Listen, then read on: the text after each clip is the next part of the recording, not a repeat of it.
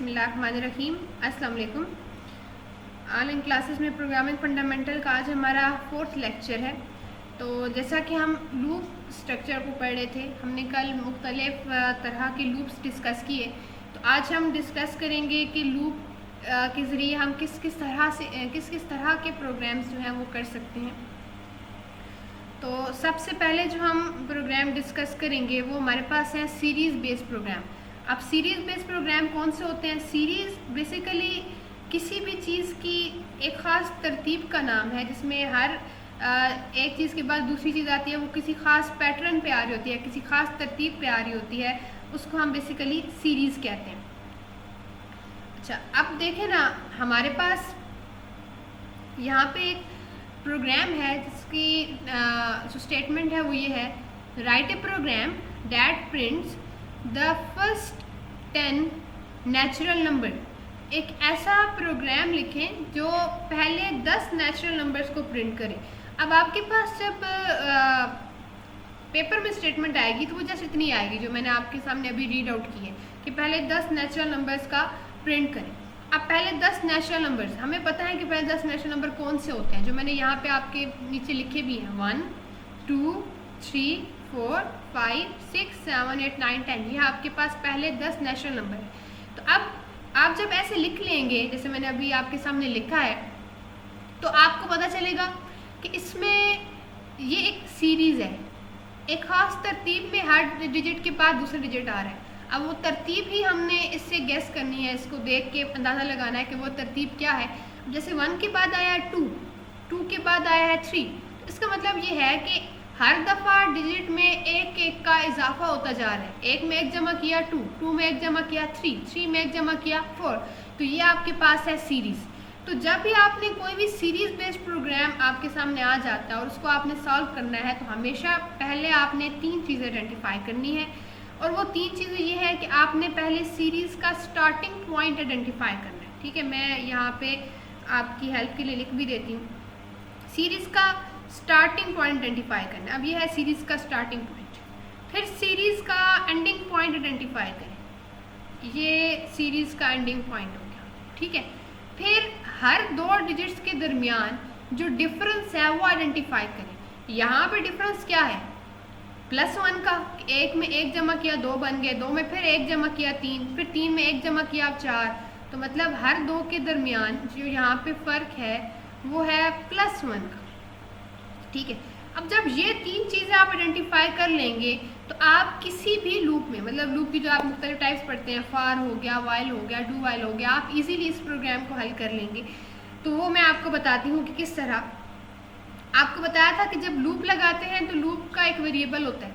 ठीक है, तो अभी तक हम लूप पढ़ रहे हैं, उसमें अगर आप बोलें तो हम काउंटर कंट्रोल वेरिएबल भी इसे कह सकते हैं। तो उस वेरिएबल को पहले कोई इनिशियल वैल्यू देनी होती है, फिर कंडीशन लगती है और फिर इंक्रीमेंट डिक्रीमेंट होता है। ठीक है, अब हमें कैसे पता चलता है कि हमारा प्रोग्राम कितनी दफ़ा चलेगा? तो वो डिपेंड करता है इनिशियल वैल्यू पे, कंडीशन पे और इस इंक्रीमेंट डिक्रीमेंट पे, कितने का इजाफा या कितने की कमी हो रही है और वो कब तक चलना है और इनिशियल वैल्यू क्या दी गई है। तो अब जैसा कि हमारे पास ये प्रोग्राम है जिसका स्टार्टिंग पॉइंट है 1, एंडिंग पॉइंट है 10 और हर दफ़ा दरमियान में फ़र्क कितने का है? +1 का फ़र्क है। तो आपने क्या करना है कि जो लूप की इनिशियल वैल्यू है वो वही देनी है जो यहाँ पे आपके पास इस सीरीज़ की स्टार्टिंग वैल्यू है। सीरीज़ की स्टार्टिंग वैल्यू क्या है? 1। तो यहाँ पे मैंने लूप के वेरिएबल को इनिशियल वैल्यू दे दी 1। कब तक चलना चाहिए? तो इसका मतलब लूप का सीरीज़ का एंडिंग पॉइंट क्या है? 10। तो मैंने यहाँ पे कंडीशन में जो सीरीज़ का एंडिंग पॉइंट है वो दे दिया। मैंने लिखा i is less than equal to 10, कि जब तक i की वैल्यू, जिसे मैंने 1 रखवाया है, वो 10 से छोटी या बराबर रहे तब तक चलते जाओ, क्योंकि 10 से आगे तो हमारे पास सीरीज़ में है ही नहीं ना कुछ, हमने 10 तक ही चलना है। तो लेस देन इक्वल टू लगाएंगे तो इसका मतलब है कि जब तक 10 से छोटी या बराबर रहे तब तक ये प्रोसेस बार बार रिपीट करते जाओ। क्या प्रोसेस? एक एक का इजाफा करके प्रिंट करवाते जाओ। ठीक है, अब देखिए मैंने ये सीरीज़ प्रिंट करवानी है जो आपके सामने दी हुई है। पहली दफ़ा क्या प्रिंट होना चाहिए? 1, फिर क्या प्रिंट होना चाहिए? 2, फिर क्या प्रिंट होना चाहिए? 3। तो आप देखिए 1 किस में स्टोर है? 1 स्टोर है i में। तो इसका मतलब ये हुआ कि अगर मैं लिखूँ सी आउट में आई, तो इसका मतलब होगा पहली दफ़ा 1 प्रिंट हो जाएगा, ठीक है। फिर आई में 1 का इजाफा होगा, आई बन जाएगा 2। फिर ऊपर गए, अब आई की वैल्यू हो गई 2। अब कंडीशन होगी check, 2 is less than equal to 10, yes 2 is less than equal to 10, 2 10 से छोटा है, कंडीशन ट्रू ही, अंदर आए, फिर आई प्रिंट हो जाएगा। अब आई की वैल्यू 2 है तो 2 प्रिंट हो जाएगा। अब ये जो मैंने इन्वर्टेड कॉमास के अंदर ये लगाया है, कल के प्रोग्राम में भी आपको बैक स्लैश एन नज़र आया, इनको बोलते हैं स्कैप सीक्वेंसेस। तो अब आपका टास्क ये है, मैंने 2 स्कैप सीक्वेंसेस प्रोग्राम के साथ ही आपको बता दी है, इसकी थोड़ी सी मैं डिटेल अभी आपको मज़ीद ही बता देती हूँ। अब आपका टास्क ये है कि जो आपको साथ मैंने ग्रुप में C++ की बुक शेयर की थी, उसमें से आपने मज़ीद स्कैप सीक्वेंसेस को ढूंढ के रीड आउट करना है कि कौन सी स्कैप सीक्वेंस किस मकसद के लिए इस्तेमाल होती है। अच्छा, स्कैप सीक्वेंसेस जो होती हैं वो हमेशा इन्वर्टेड कॉमास के आप अंदर लिखेंगे। ये बेसिकली आउटपुट का बिहेवियर चेंज कर रही होती हैं। जैसे कल था तो वो नेक्स्ट लाइन पे ले जा रही थी, आज जो है ये बेसिकली टैब जितनी स्पेस दे रही है। जैसे आप यहाँ पे देख रहे हैं ना, ये 1 और 2 के दरमियान स्पेस, इस स्पेस को लाने के लिए बैक स्लैश टी इस्तेमाल करते हैं, ठीक है। अब ये जो बैक स्लैश है ये यूँ है, अगर आप इसे यूँ लगाएंगे तो अब ये गलत काउंट होगी। कुछ स्टूडेंट्स की ये मिस्टेक थी भी, तो मैं उन्होंने आइडेंटिफाई भी किया था। तो आपने बैक स्लैश टी लिखना है या बैक स्लैश एन लिखना है। जो स्कैप सीक्वेंस होती हैं वो बैक स्लैश से आइडेंटिफाई होती हैं। अब ये बैक स्लैश टी क्या करेगा, हर दफ़ा जो आई की वैल्यू प्रिंट होगी उसके बाद एक टैब जितनी स्पेस दे देगा, ठीक हो गया। अब इसी तरह आई की वैल्यू बढ़ती जाएगी। अब जब तक आई की वैल्यू 10 तक नहीं पहुंचेगी ये रिपीट होता रहेगा। 10 प्रिंट होगा, फिर जब आई की वैल्यू 10 में एक जमा होके हो जाएगी 11।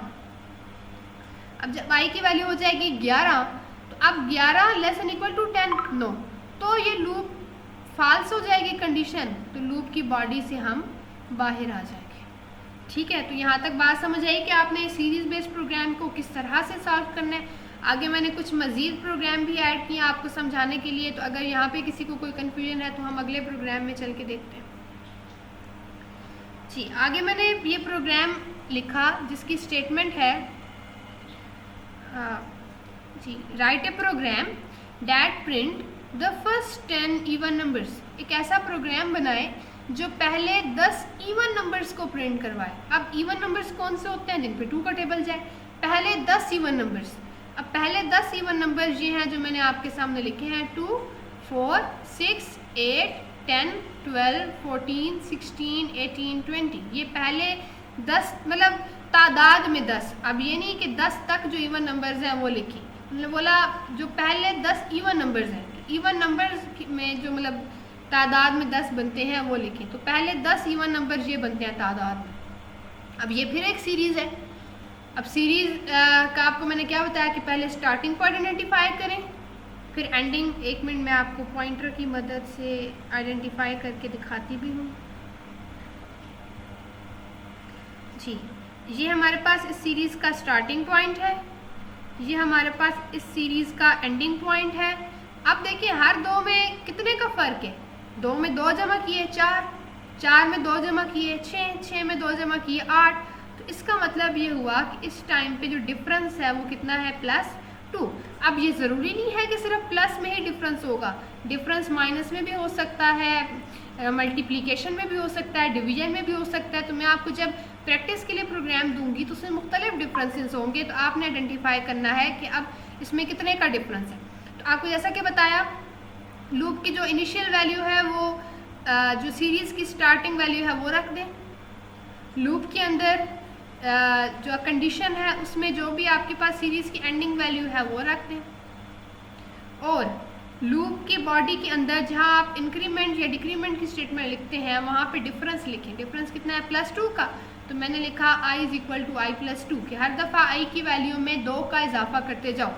प्रिंट कैसे करवाना है, 2, 4, 6 को। 2, 4, 6 ये वैल्यूज़ किस में स्टोर होंगी, ये वैल्यू i में स्टोर होंगी, इसलिए मैंने आउटपुट में लगा दिया i। और इस बैक/t का मैं आपको काम बता चुकी हूँ कि क्या है कि हर 2 में के दरमियान जो स्पेस है ये बैक/t की वजह से आ रही है, ठीक है। होप सो ये आपको प्रोग्राम समझ आ गया होगा। अगर कोई कन्फ्यूजन हो किसी को तो मेरे साथ डिस्कस कर लिया करें उसी दिन ही, ताकि जो नेक्स्ट लेक्चर आए तो आपको पिछले पॉइंट्स क्लियर हो।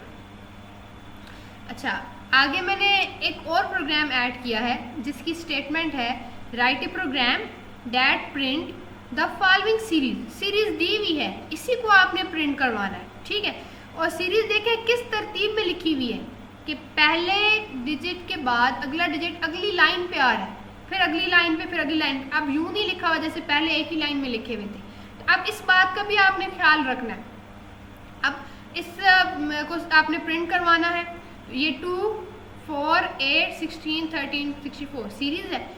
सीरीज का स्टार्टिंग पॉइंट आइडेंटिफाई करें, 2 एंडिंग पॉइंट आइडेंटिफाई करें, 64 इनके दरमियान डिफरेंस को आइडेंटिफाई करें, ठीक है। अब डिफरेंस देखें क्या बनता है। मैं आपके सामने आइडेंटिफाई करवाती हूँ आपको। ये स्टार्टिंग, दिस इज एंडिंग और डिफरेंस। अब 2 मल्टीप्लाई बाय 2 करें तो 4 बन जाता है, 4 मल्टीप्लाई बाय 2 करें तो 8 बन जाता है, 8 मल्टीप्लाई बाय 2 करें तो 16 बन जाता है, 16 मल्टीप्लाई बाय 2 करें 32, 32 को 2 से मल्टीप्लाई करें 64। मतलब हर दो के दरमियान जो डिफरेंस है वो मल्टीप्लाई बाय 2 का है, ठीक है। जब डिफरेंस फाइंड करते हैं ना तो पूरी सीरीज को देखते हैं, ये नहीं कि आप पहली दो को गेस करके बस डिफरेंस निकाल दें और आगे कुछ तब्दील और हो, ऐसी सीरीज भी आ सकती है। अब डिफरेंस हमने आइडेंटिफाई किया मल्टीप्लाई बाय 2। उसी तरह लूप कोई भी लगा सकते हैं, इस वजह से मैंने यहाँ पे फॉर लगाया ताकि आपको ये ना लगे कि सिर्फ वाइल ही इस्तेमाल कर सकते हैं। आप बेशक प्रैक्टिस के लिए डू वाइल भी लगाएं। लूप की स्टार्टिंग वैल्यू वही दी जो सीरीज का स्टार्टिंग था। लूप की कंडीशन में वो वैल्यू दी जो सीरीज का एंडिंग था। और लूप का जहाँ पे इंक्रीमेंट डिक्रीमेंट लगाते हैं, आप इंक्रीमेंट डिक्रीमेंट का हरगिज मतलब जस्ट प्लस माइनस नहीं होता, हम इजाफा मल्टीप्लाई के थ्रू भी कर रहे होते हैं, हम कमी डिवीजन के थ्रू भी परफॉर्म कर रहे होते हैं, ठीक है। तो मैंने यहाँ लिखा i is equal to i asterisk 2। इस स्टैरिक का मतलब होता है मल्टीप्लाई, कि हर दफ़ा जो i की वैल्यू होगी उसको 2 से मल्टीप्लाई कर दो। जैसे पहली दफ़ा i की वैल्यू है 2, सी आउट में होगा 2, बैक स्लैश n का मतलब है अगली लाइन पे चले जाओ, ठीक है। फिर ऊपर गए। अब जब जो फार लूप होता है ना उसकी वर्किंग स्टाइल भी समझते जाएं कि फर्स्ट टाइम ये स्टेटमेंट चलती है और ये पहली दफ़ा ये स्टेटमेंट स्किप हो जाती है पहली दफ़ा, ठीक है। जैसे i is equal to 2, 2 less than equal to 64, फ़ौरन से बॉडी में आ गई। जब अगली दफ़ा ऊपर जाएंगे तो अब ये इनिशियल वाली वैल्यू दोबारा नहीं चलनी, अब चलेगी ये वाली पहले। अब मतलब 2 मल्टीप्लाई 2, अब i की वैल्यू हो गई 4। अब कंडीशन चेक होगी 4 is less than equal to 64, yes. अब i की वैल्यू प्रिंट हो जाएगी 4 और फिर अगली लाइन पे चले जाएंगे, ठीक है। यहाँ पे हम आ गए। फिर ऊपर गए। अब i में इजाफा, i की वैल्यू 4 2 8, फिर 8 less than equal to 64 true. अब 8 प्रिंट होगा और फिर अगली लाइन पे पहुंच जाएंगे। ऐसे करते करते हम एट द एंड 64 तक पहुंच चुके होंगे। और जब 64 मल्टीप्लाई 2 होगा तो अब जो वैल्यू होगी वो हमारी कंडीशन को फॉल्स कर रही होगी, तो हम फ़ौरन से लूप की बॉडी से बाहर आ जाएंगे, ठीक है। होप सो आपको यहाँ तक बात समझ आ गई होगी। अच्छा, अब आपके लिए जो प्रैक्टिस प्रोग्राम है उसकी तरफ चलते हैं। तो ये 3 प्रोग्राम मैंने आपकी प्रैक्टिस के लिए लिखे हैं। तो जब आपको काम भेजने का बोला जाता है इसका मतलब है आपने साथ ये प्रैक्टिस क्वेश्चन भी करके दिखाने हैं, ठीक है। आपको पता है कि ये चीज़ें दोबारा से रिपीट नहीं करवाई जाएंगी, तो अगर अभी आप ऑनलाइन क्लासेस में इनकी प्रैक्टिस नहीं करेंगे तो इसका मतलब ये है कि आप खुद का खुद ही नुकसान कर रहे हैं। तो पहली हमारे पास प्रोग्राम है write a program that prints the first 15 odd numbers. पहले 15 ऑड नंबर्स आपने प्रिंट करने हैं। अब यहाँ पे सीरीज आपके सामने मौजूद नहीं है, तो चाहे आप मतलब यूं नीचे वर्टिकल फॉर्म में से प्रिंट करें, चाहे हॉरिजॉन्टल फॉर्म में करें, ये आपकी मर्जी है। Write a program that print the following series. अब सीरीज आपको दी हुई है, अब आपने खुद ही इसका डिफरेंस गेस करना है, खुद ही स्टार्टिंग एंडिंग मुझे करके दिखाना है। थर्ड प्रोग्राम दिया हुआ है कि write a program that prints the natural numbers from 55 to 75। अब नेचुरल नंबर्स आपको पता है कौन से होते हैं, जैसा कि मैंने पीछे एक एग्जाम्पल में भी डिस्कस किया कि नेचुरल नंबर आपके पास, जैसे हमने लिया था फर्स्ट 10 नेचुरल नंबर, अब यहाँ पे ना बोला है कि 55 से लेके 75 यहाँ तक के जो नेचुरल नंबर्स हैं उनको आप प्रिंट करके दिखाएं। तो ये आपने खुद से करना है। करने के बाद जो मिस्टेक होगी वो मैं ज़रूर आपको बताऊंगी, लेकिन काम डेली का डेली लाजमी करते जाएं। कुछ समझ नहीं आ रही तो वो मुझसे इनबॉक्स में आके डिस्कस करें, ठीक है। अल्लाह हाफिज़।